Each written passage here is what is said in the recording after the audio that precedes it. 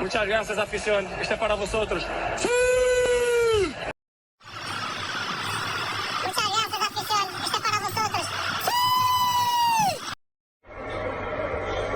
Muchas gracias, afición. Este es para vosotros.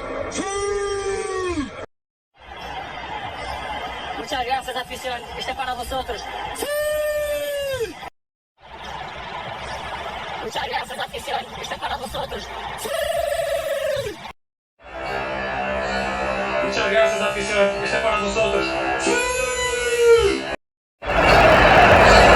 Muchas gracias, afición. Este es para vosotros. Yo dos sumaram para nós e fazer essa graça.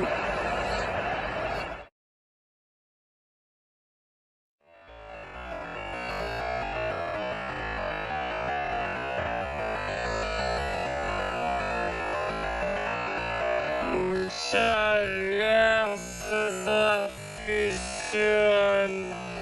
Este es para vosotros.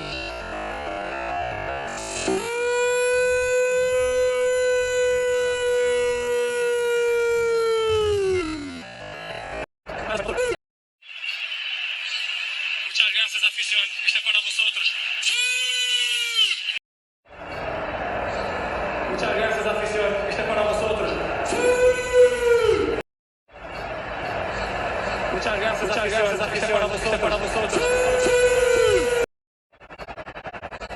Muchas gracias, afición. Este es para vosotros.